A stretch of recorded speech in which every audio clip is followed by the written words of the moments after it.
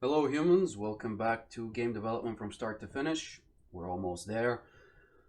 We'll be talking about the multiplayer aspect of Unreal Engine and how it behaves, and you might recognize this graph from a previous video when I was explaining how the game framework works. However, I did make a couple of mistakes because I was kind of talking from the top of my head when it comes to multiplayer, and I do intend to rectify those and further expand so that you can understand what this whole thing is all about. Now, the multiplayer section will be split into two videos. The basic one, all right?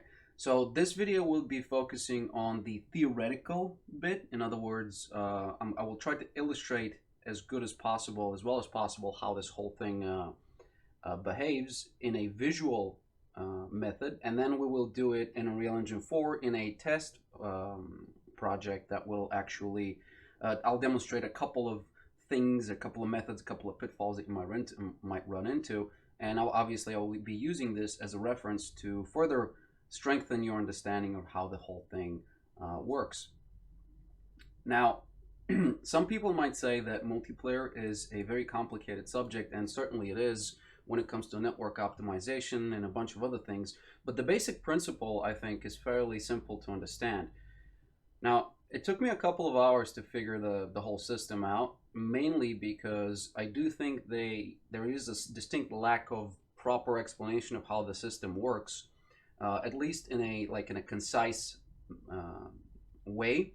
So I decided to make this as crystal clear as possible, and really I will go very slowly and just try to explain what each and every one of these classes does, where it lives, and why and how this whole thing behaves.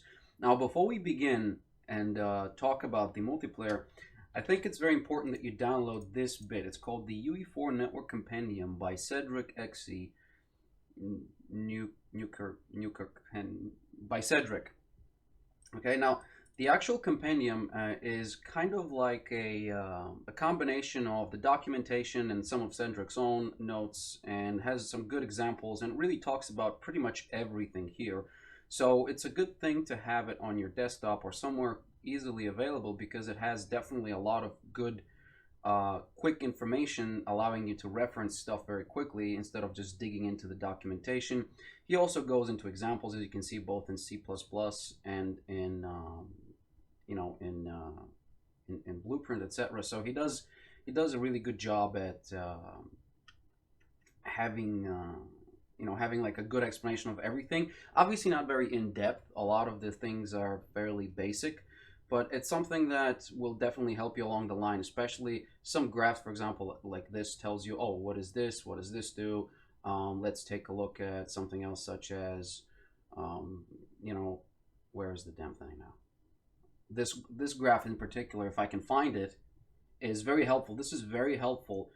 If at any point you just forget something, just take a look at this graph, and it'll really help you out on what's going on. Now I'll explain what this graph actually uh, talks about. And again, you don't really have to have this, but I highly recommend you do. You could think of this as the good book of networking, right? So it has everything you pretty much need in order to get something on a very basic level running. Now, again, I'm not a network engineer, so I may not give you the most in-depth and most precise explanation of how everything works, but I do think that I can give you a fairly good basic foundation so that you can build up upon, because networking is a specialty of its own.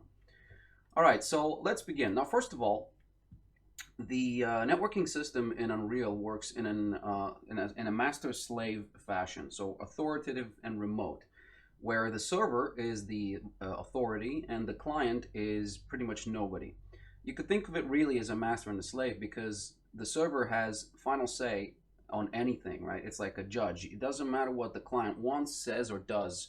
The client always he has no rights at all. The only power of a client is to request something to be ran on the server, and that is it. Nothing else can actually nothing in no other way can the client influence something that's happening on the server. So if you have something like a pawn that is on the client, and you want to move from A to B, there's quite a lot of things that come into play so that this can happen for everybody. So I'll explain to you why and how this happens in a minute. So let's take a look first at the game framework. I'm just going to delete this because there's no point. Let's take a look at the game framework and see what does this color coding mean, because I did readjust it. You can ignore these these lines here because they're not really that indicative of what runs and what doesn't. So here on the left side, I've made the color coding sort of a palette here so you can see what does what. Anything that's coded in green will live on the server, and we should probably start from that. Let's take a look at what lives on the server. So the AI controller and the game mode are things that only exist on the server and don't actually exist on a client at all. The reason for that is because the game mode usually should hold all the relevant information on what kind of rules there are for the game, such as the maximum amount of kills in a deathmatch, or how many capture points do you need for, I don't know, capture the flag, or maybe base holding. If you destroy someone's enemy headquarters, maybe that's a winning condition, right? So the winning condition and a lot of the underlying game rules should be stored in the game mode, which of course lives on the server and nobody else has access to. The reason for that is because the client is always guilty of cheating. It doesn't matter, like, you don't know, this is a person. You can't actually control what they do. You don't know what they're going to do to the code. Maybe some guy will try to inject something into your game executable. You don't know. So the client, you should always consider it that the client is a cheater. In fact, you're safe to assume that he is. So it's guilty until proven otherwise, and even if proven otherwise, still guilty. Yeah, the client is your biggest enemy, and you need to separate as much game-related information from the client as possible in order to prevent a whole class of cheats, depending on what kind of class you're looking for.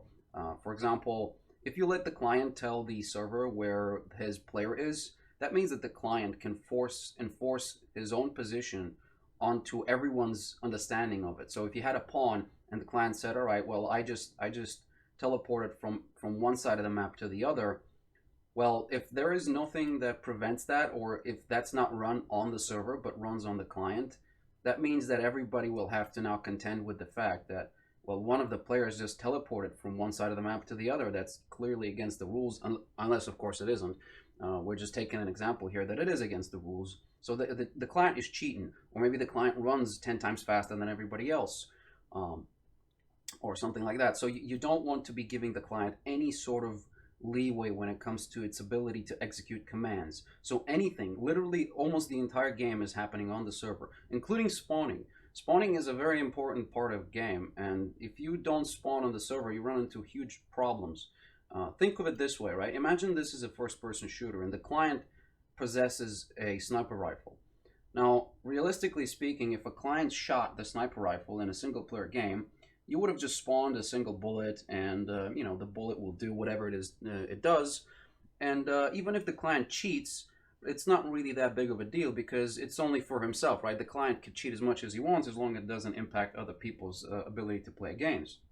However, the moment you're actually fighting against another person, you have to prevent any sort of advantages being illegally obtained by one of the clients. And again, I said you should assume that the client can always cheat. So let's see what's going to happen if the client decides to shoot. Now, whenever you shoot a weapon, right, you shoot this weapon. It's not a good representation of a weapon, but let's just replace it or rotate it or something. So there's my weapon, and I'm shooting, right? Now, the moment I decide to shoot, I spawn a bullet. And, that's one bullet, and the bullet's going to travel, and it's going to do something. Now, if you do this on the client, if you spawn the bullet on the client, and, it travels, and then it hits a player, right? And on the client's version of that game, the client will see that the bullet has made an impact and the player received damage. However, because that didn't happen on the server and the server has ultimate authority, that is not going to be the case for everybody, just for the client. Now, if you give the client the ability to actually tell the server what's going on and say, all right, well, you know what, I actually hit the guy, well, that creates a really big problem because that allows the client to say, all right, well, I fired one bullet, but, that bullet ended up hitting everybody on the map.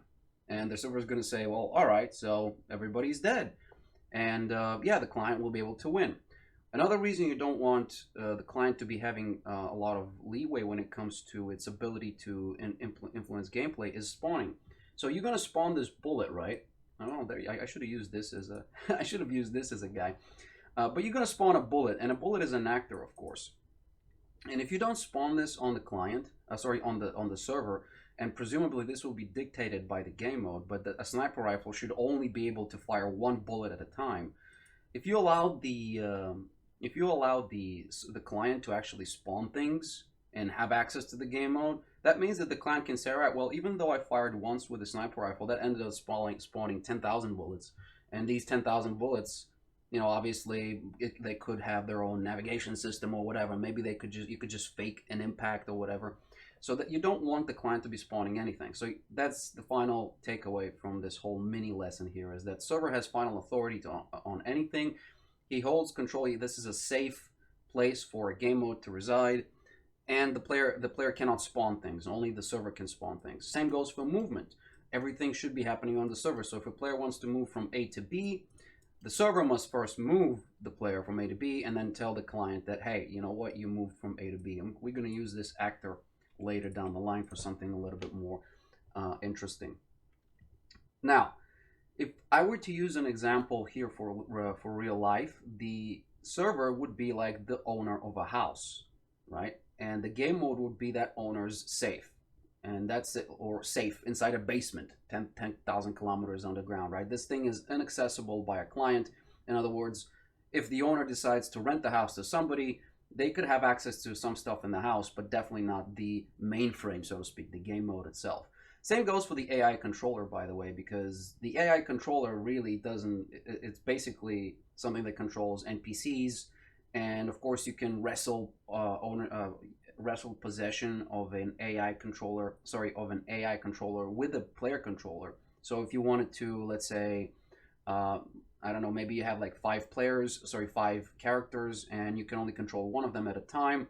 You can pop in and out of a character with the player controller, but as far as the client is concerned, the AI behavior should be ran only on the server. Okay, so that's also an important thing here. The AI controller rests only in the server. The player does not have access to the controller because, again, that's none of the player's concern. How and why and when the AI decides to move and does whatever. So these two things are exclusively living on the server. Now, before we continue further with this game framework, you have to understand that there is always a copy of the client on the server. So that's one thing that some people get in trouble with, because all of a sudden you got a lot more things going on. If I have first of all, there's, by the way, two types of servers, right? One of them is a dedicated server, which lives outside of the entire game, so to speak.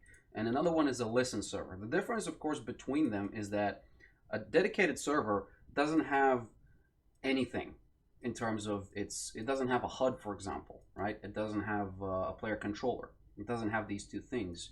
However, the listen server, because there's a client on it, this would be akin to you basically creating a lobby for yourself or spawning something for yourself, like create a game and then have people connect to you.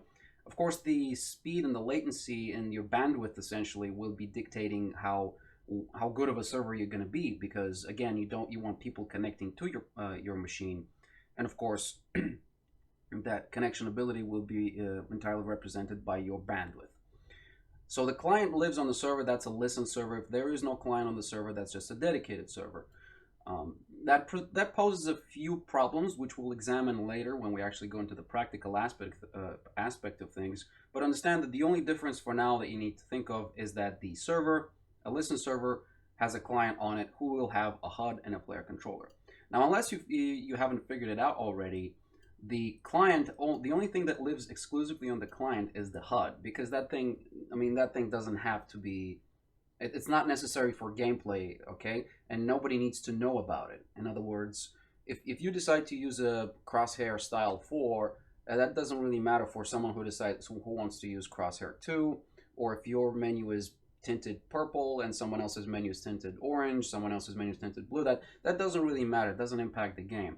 Therefore, anything on the HUD is stored exclusively on the client, and the server doesn't give two shits about the HUD. If you think of it in terms of the house example again, that would be, if you were the owner of the house and somebody, if you have people over, you don't care what kind of toothbrush they use or kind of shaving cream they use, etc. Of course, with the case of a listen server, that would be like you yourself inviting people to your house, and you do have a little bit more leeway inside your house, but generally speaking, in terms of gameplay, it's pretty much separated anyway. So there isn't that much of a difference between a listen server and a client server on the surface, but the listen server is definitely a lot more susceptible to to cheating, because again, it lives on the machine of the client, and because the client is a cheater, that means that he has access to the server, even though it's going to be gated to a point. That means he can do something crooked. So generally speaking, you want to be running important games, big games should be run on a dedicated server where nobody has access to anything. But small games such as the one I'm making and presumably the one you're making, you'll be fine running on a listen server. With that being said, I'm going to delete this guy because there's another thing we need to talk about, and that is, of course, replication. Now, replication is essentially the act of transferring data between objects, right? Now, in order for data to be transferred, let's say the client has health and the server needs to have health if he wants to do something with that health, okay? Therefore, a replication is essentially the act of the server telling everybody else what kind of values a particular variable has. And the way to set these values should only be ran on the server. How does this actually happen? Well, let's take a look at the player controller. As you can see, it resides both on the owner and the server. So now we're running into something that is shared. First we had a server and a client. Now we have a server and an owner. And of course later we're going to have server and clients. All right. So the player controller is something that is shared only between the server and the client. So it lives both on the client side, and if it's replicated, well, I mean, it's not, but you don't have to replicate it, but it lives on the server as well.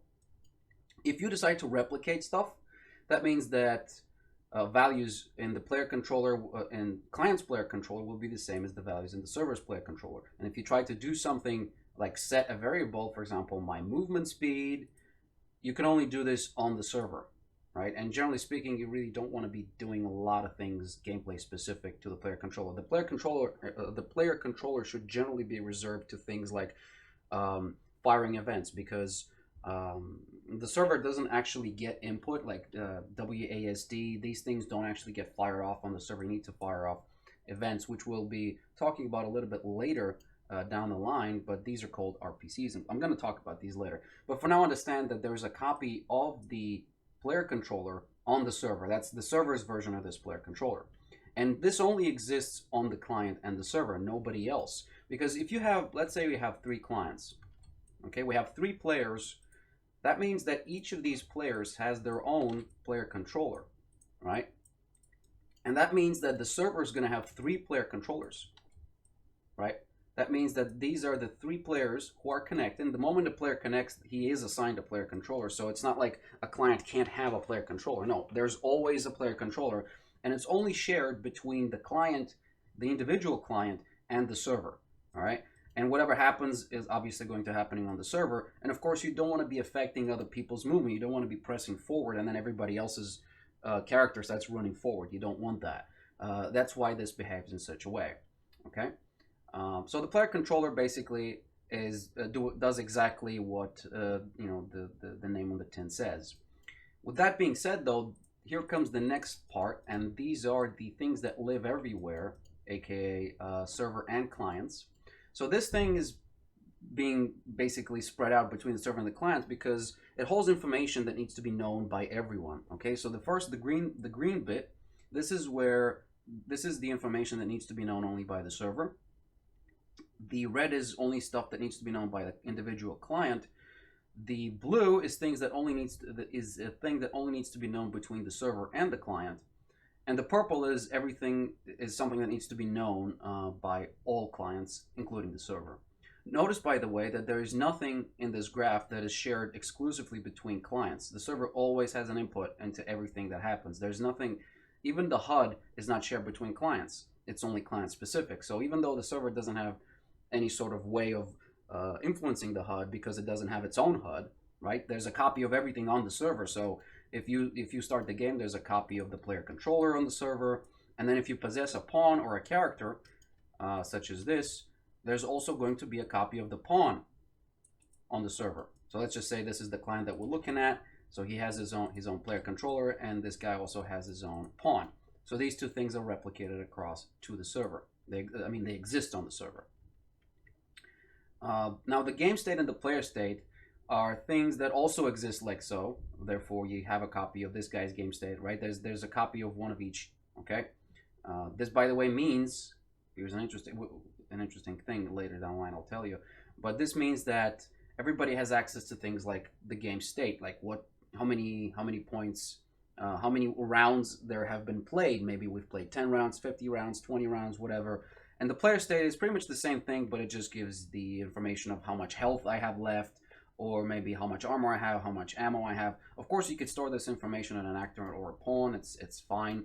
But the player state would have maybe something like inventory. Okay, so you have inventory, and you only have 20 points, 20 slots, and this will be held out by the player state, if of course other people need to know about it. But even if they don't, it's fine. You don't have to notify them ultimately. And you can store the inventory to your player controller. But generally speaking, as far as I'm aware, player inventory is done in the player state. And yeah, game state again just does what the game specific state is required for. All right. Basically, think of it, in the game state is stored information that needs to be known by everybody. Okay. And by everybody in terms of game status, and then the player state is player information that needs to be known by everybody. Okay, so that's how you should think of these two. Now the actors themselves, of course, are replicated. You know, actor, pawn, character. These things are replicated automatically. I mean, not replicated, but they live. Sorry, guys, I'm using the same word differently. But replication is the act of actually syncing information between objects. And in order to actually be able to sync information between objects, both parties need to have a copy of the object. Okay, so if I had a pawn, let's just say I have a pawn. So this guy has a pawn, he has a player controller, and this guy has a pawn and a player controller. This is a very simple setup, right? You join, you get spawned in, and that's what you got. However, what do you think is going to happen now? What do you think with this setup? Do you think they will, this will be this will be playable? No, it won't be. Here's why. Very important. First of all, you've got 3 player controllers, but you only have 1 controller on the server. So the server is actually going to have 3 player controllers. Okay, 3 player controllers. I'm going to move the pawn so that we can actually, get them a little bit closer and then put them down. So that's the player controller. Now the server also has only 1 pawn, right? But you have 3 pawns, and if you want to replicate stuff across these pawns, you need to actually have a copy of these pawns on the server. So let's go ahead and say, all right, well, we've got 3 pawns as well here. Now the server has basically the entire gameplay field. But remember, these pawns are actors that need to have information that's shared between everybody. You know what that means, right? That means you have a pawn here, right? This player 1 will have a copy of this guy's pawn and of the other guy's pawn. So he actually has his own player controller and 3 pawns, his own and the 2 pawns of his opponents, so that he can actually see where they move and what they do. Okay? The same thing goes for second client. Well, I kind of shouldn't have probably done it like this, but whatever. There we go. So second client and third client also have copies of the pawn. Also, at the same time, they have a copy of the player state and the game state. So there's the game state and the player state, right? And you can do this, and obviously they have the same here, and then the game instance as well. There's a copy on each and every one of them. That doesn't mean that there's 3 game instance copies. There's only 1 game instance ever, so you only have this bit here. I think, right? Yeah. Yeah. I might be wrong on that one. I'm not sure. Might be wrong on that one. I'm not sure. Actually, now that I think about it, I think there's going to be a copy of each of their game instances. But then this is like the reason the game instance, by the way, is shared is so that whenever you decide to travel between servers, between levels, sorry, that means that there's 2 ways of traveling, right? Now, one way is to disconnect everybody, destroy the map, and then load another map and have them reconnect, which is a non-seamless travel. It's a destructive travel. Another way would be a seamless travel, where you need a travel map. And the travel map is something where it'll basically be loaded so that people can load into that map and then transition to the next map without having to load both fat maps, right? So you have like, I don't know, you can imagine one map is a castle, the other one is a desert, and both of them are pretty big, and you don't want to have them both in RAM at the same time. So you need something that's empty pretty much, or very, very, very small level, in order to transition between the maps without having a huge memory overhead. It also allows you to transfer things such as player inventory. So the game instance, remember, this thing actually stays between levels. It exists as long as the session exists, or as long as the game exists. Meaning that if you have an inventory such as, you know, maybe you have a couple of grenades or whatever, you want to actually transfer that to the next map, you need to get the information from the player state and copy it onto the new map's player state. And the game instance, you could use the game instance to do that, or as far as I'm aware, I think there's actually a blueprint function that does that for you, like copy player state or whatever it was called. But the point is that you do need the game instance to store game-wide specific information. Maybe it's the player stash. Maybe it's something that needs to stay static, all right? So yeah, there's a copy of everything on each one of them. We'll check up the game instance. I'm not sure if the game instance exists. Like, by the same logic, there should be 3 game instances here. Sorry, 3 game instances here, but there isn't. So I'm not sure what the situation is. Of course, there's a game mode and the AI controller. All this, of course, is only one copy of it on the server. Now, with that being said, let's think of our previous example when we were moving the player. So how would this actually happen? Let's say there's the player, and then I got an actor. Let's say there's the player here for player 1, and the player 1 decides to move from A to B. Oops, Jesus Christ, come on, boy. From A to B, maybe put him here. Okay. Now that means that each actor, remember, this is client 1's copy. Right? That means that client 2's copy of this actor and client 3's copy of this actor need to also move. Come on. Okay, maybe this was a really bad example, maybe bad usage, but both of these need to actually move in the same spot. Jesus Christ, in the same spot, so that. Oh, come on. This is a really bad choice for an actor, apparently. But they need to move to the same spot as this guy did. All right. And if you let the clients, remember, there's no direct communication between the client, and for good reason, because you can't let the clients, one client, decide what's going to be happening on everyone's machine. Like, this opens up like a number of security issues, as well as, you know, gameplay is not going to be very good when everybody decides to do whatever the hell they want.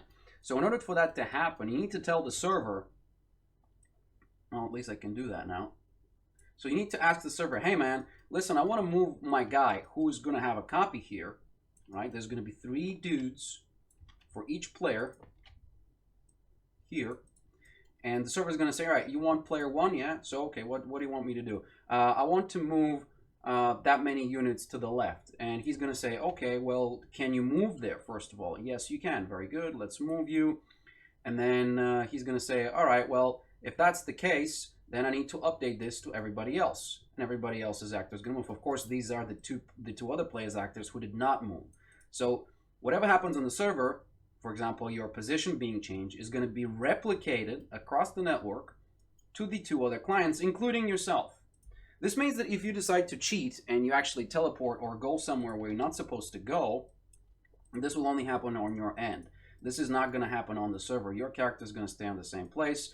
And you probably would have noticed this in some games where, for example, when the network slows down and the position update starts to, to suffer, you're going to get rubber banding. You take a left turn, all of a sudden you get teleported where you were, and then you die because you're still going forward as far as the server is concerned. Same thing happens with shooting. Imagine you shoot some guy, you shoot like a bullet projectile or a cannon projectile, and on your machine it hits the guy. But on the server, it didn't hit him because he managed to dodge in time. That's where actual connection speed has an impact. So you want to minimize that as much as possible. So this guy will think, oh, this game is bullshit. I hit the guy, but then I didn't. That's probably because either of their internet connection or of the server's internet connection, or just, a very high distance between the objects, between the client and the server. This, of course, goes vice versa, right? You can shoot somebody and on your screen, you may not have hit them, but on the server, you actually have hit them, so they die. So it's kind of like this. And because everything is sorted out on the server, the only problem here is latency and is not somebody cheating. So I'm going to delete these guys because really that's all we needed for this example, and probably should delete this thing as well. And yeah, well, that's pretty much it actually when it comes to the networking, right? Again, we'll see this in a practical example, but just understand this. In the server holds a copy of everybody's stuff, right? And the client only has a copy, and the client also has a copy of everybody's stuff, but they cannot change anything about these things. Only the server can, and tell the others what's the state of all of these objects, okay? The only thing that lives only between the client and the server is the HUD, is the player controller, and the only thing that lives on the client is the HUD, right? That's basically all you need to understand when it comes to that. So we're going to use a sort of a thought example here. Now, here I have I have a tank. Now the tank, of course, oh, that was weird. That shouldn't be there. Now the tank, of course, is but actually it should be. What am I doing? These things, of course, will exist. Well, these are kind of functions. Yeah, we'll talk about RPCs now anyway. So it's important to talk about them because they are kind of a big deal when it comes to well, gameplay execution, really. So an RPC is short for remote procedure call. It's something that you can ask the server to do, but that's pretty much it. And that's where this sort of little table comes in. As you can see, if you take a look here, RPC is involved from a client. Let's take a look if it has an impact. Well, in pretty much every instance here, this only runs on the client. So he doesn't have any rights when it comes to gameplay. This only runs on the client. The only thing the client has in terms of power is to request something to be ran on the server, and that is it, right?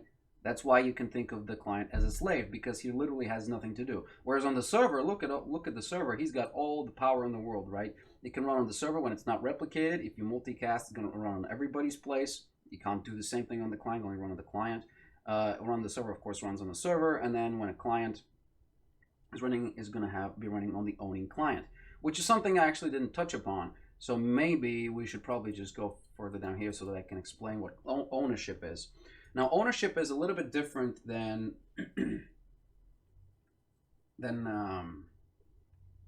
well, kind of replication. You could think of it this way. So put it this way, right? You're a player controller, right? You're a guy who just connected to a game, and you gain control of an actor, right? The actor is it's just something random in the world, right? In the map, and you gain control over it. And then that guy could spawn an army of goblins, and you can control the goblins. And then that guy could spawn like a grenade. Each goblin can have a grenade, and then the grenade spawns an explosion, right? So as you can see, there's this chain here of things that get spawned. However, they're all owned by you, by the player controller. So you're kind of like the owner of these things, and the chain goes upwards. Okay, so whatever it is you're owning, such as, right? So let's say this is the explosion.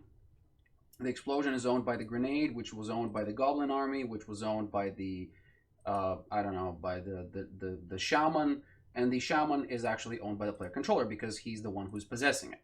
So that's how ownership works, right? So let me just delete this bit. Anyway, let's use this as an example because, again, as you can see, the ownership kind of, imparts a bunch of things, okay? Now, let's talk about the tank. The tank has some properties such as fuel, health, velocity, and position. Obviously, player red and blue are two players, so they both have the exact same tank, hopefully. Now, the same thing goes for the server. The server has the exact same version of their tanks, but of course, he doesn't. I mean, this is basically what I just explained to you on here, that everybody has their own copy. And I'm not gonna include all the controllers, etc. I'm not gonna break down the system to that level, but we're just gonna use this as a thought example of where would it run. Now, first of all, if the tank, of course, moved on its own without any modifications by red, as far as the server is concerned, red will be stationary. So you need to run the tank. First of all, of course, it's going to be replicated across everybody. You have to understand that everybody has a copy of each other. So this guy has a copy of blue, has a copy of red, and red has a copy of blue. I'm not including this into this graph because, well, it'll take just a lot of space. Okay, so we need to actually replicate the position of the tank because the tank needs to move. So that's something that needs to be replicated. I'm going to use orange for that. And we also need to do the same for player 2, right? For player 2. So both of these things need to be replicated. You need to ask using an RPC, or you could just set it on the server if you don't want to use an RPC. But you need to ask, all right, listen, I want to change my position. And of course, the server needs to have them replicated as well. Of course, the moment something is marked replicated, it's true for all instances of that sort of variable. So now they can move, right? Player A, so red moves, excuse me, red moves from A to B, and blue can respond. He can see the red is maneuvering around him. So, you know, blue is. I don't know, he's probably running some evasive maneuvers and goes on a counter-offensive. But when it comes to offensive, how exactly the movement is going to work? Because notice there's a fuel. Now the fuel gauge is something that is going to be responsible for your ability to move or not. And if you don't have the fuel being set, because as you move, presumably the fuel will be dropping, you want to have these guys replicated so that the server can drive the fuel. You don't want players to have infinite fuel, so that's a potential cheating hook. So you don't want people to be changing their fuel. You only want the server to be monitoring the fuel. Same goes for health. These things need to be, of course, monitored by the server. So whenever you ask the server, all right, listen, I want to change my position, the server's going to say, first of all, do you have any fuel? And then he's going to say, well, I do. Okay, he has enough fuel. Let's move him. So first he's going to move, of course, on the server. First, the server movement will be performed, and then the player will be moved. And of course, the fuel is going to be deducted. Now, I've got the health here. And of course, as the health drops, we might have something special, such as whenever we die, we want to explode. And whenever we damage, whenever the health is less than 50%, we want to have some damage sparks. And as we move, we want to be exhausting smoke or something like that. Now, these things are not necessary to be seen. In other words, you don't have to replicate these guys because, I mean, maybe the damage sparks in order to make sure that other players are also aware of the fact that your health is low. But if your health is visible, the damage sparks, replicating them is just stupid. You could just you could run the same sort of command on their versions of the tank, and that's pretty much it. You don't have to replicate a lot of effects because they're not really there. Like, for example, a smoke wall, such as a smoke screen, yeah, that's something you might want to replicate because, you know, it will actually directly impact visibility. You don't want players to be able to just disable these effects, right? These are things that need to be ran. Therefore, you know, depending on the importance of something, you may or may not want to replicate it. When it comes to the velocity, that's something that nobody cares about, right? I mean, velocity is just, I mean, this is obviously max velocity because that's going to be changing as you change position. But maximum velocity should not be something that these, you know, the tank and the like other players can change. It's not something that should be ever changed.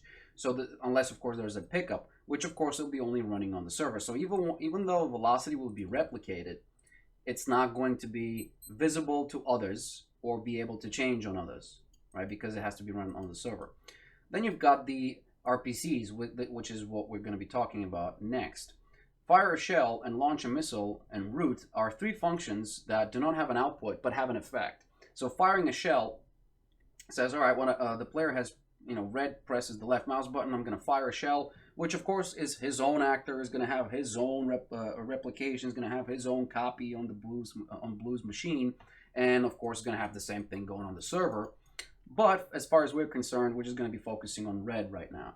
So the player red fires a shell, and he needs to do so on the server, not just fire a shell. Because like with the movement example, when I told you if you move from A to B,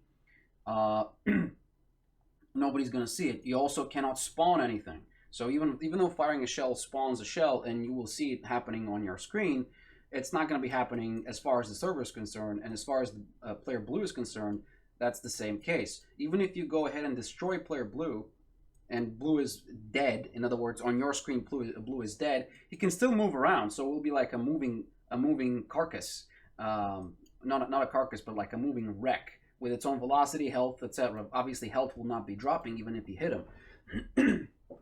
So maybe there's a different function, of course, somewhere for receiving damage. Obviously, they didn't include an entire breakdown of how a tank would behave. But we have a firing a shell, and we need to actually call this on the server. So this is going to be an RPC. We're going to make this orange. Obviously, the same thing needs to be on the other. But let's just do it on the launch missile and the root, because these things are sort of functions that need to be executed on the server. Root, of course, it does what the the StarCraft tanks do. It turns into an artillery. Now, what you do, like I said before, you only have the right to run something on the server. Nothing else, like the client doesn't have any other right. So what you have now is a copy of this object that is on the server. And when you say, all right, listen, I want to run this on the server, that means that this is going to be ran on the server. There is the server, right? So there's a copy. And even though you have only one blueprint, right, you don't actually have, in other words, whenever you're in Unreal, you only have one blueprint event graph. So if you call something and you execute a function, how will you dissect? How will you differentiate? How will you differentiate where exactly this is? Because as you can see, there's actually two of the same. So you have to figure out, well, where the hell am I going to be executing this? And because the client doesn't have the right to execute anything on the server, you actually need to have make a specific request. You say, listen, I've been doing whatever the hell I want so far, but I really need this to happen for everyone. So could you please fire for me? And the server is going to say, all right, well, first of all, do you have ammunition? Has your reload time been done? Is any ammunition loaded? And then this is going to run and spawn the the shell. The shell is going to fly, hit the blue target, hopefully. And the server is going to run the damage function as well in the same principle, right? So you can have another function here and says received damage, and that's how it's going to work. And that's how, by the way, the entire any damage system in Unreal works. It only runs on the server. Now the same goes for launch a missile and root. So I'm not going to explain what they would do, but let's say this is like an anti-aircraft missile, and your tank needs to be able to defend itself from air. So you would say, all right, I want to launch this missile, but then the server is going to say, okay, well, do you have are you locked on a target? Do you have any missiles, first of all? What kind of missiles do you have? Can actually fly or hit the target? Is it like an air-to-air, a ground-to-air missile, or maybe it's a ground-to-ground missile, right? What do you want to launch?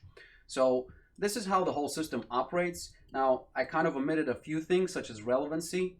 Now, I'm going to really quickly just cover relevancy so that you understand the principle of it, but I do recommend you download the Unreal Engine 4, Epic's, what was the name of it now? Epic's example project.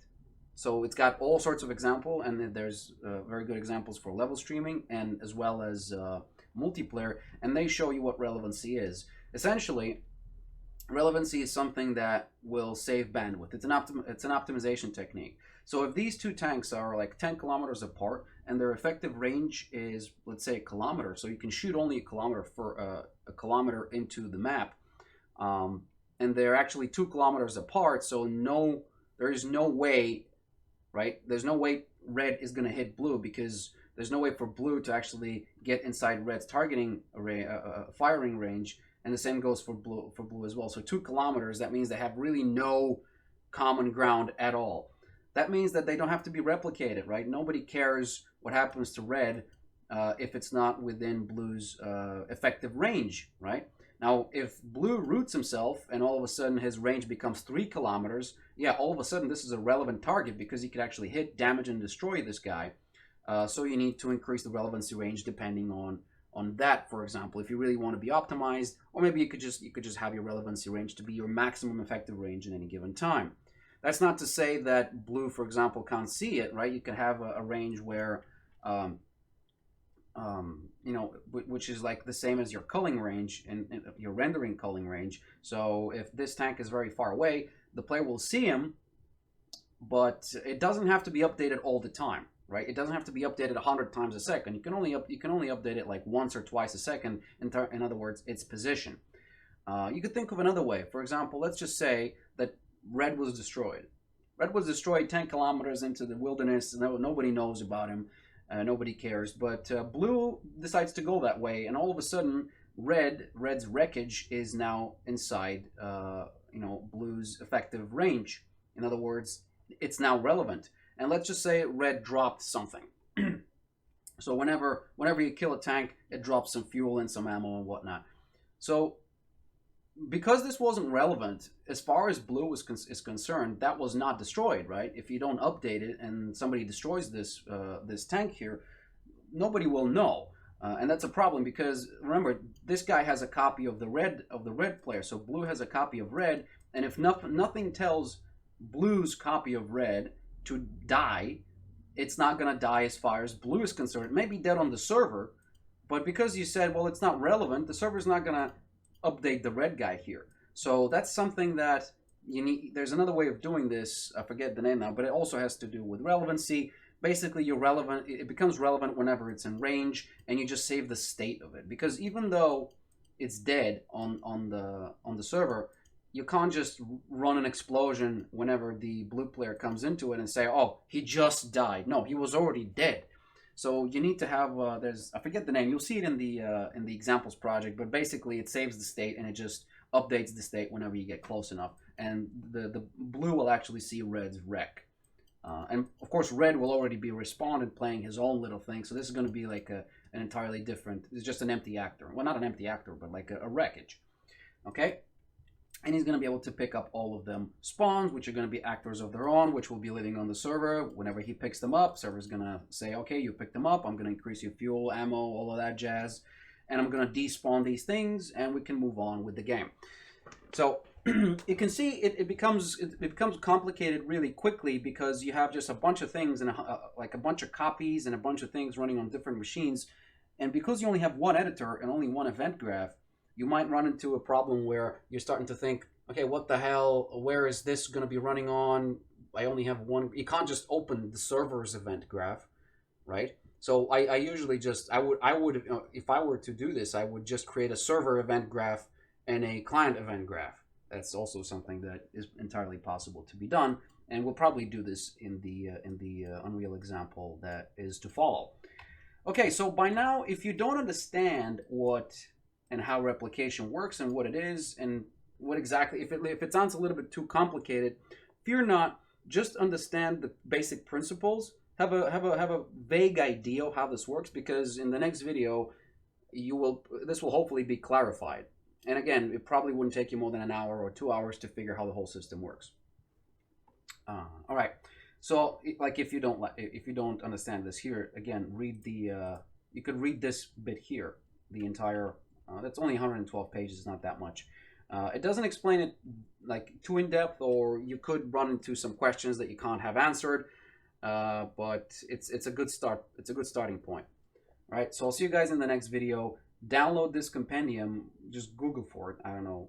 I'm not going to provide you links. I mean, you're a grown-up developer at this point almost. So I'll see you in the next video.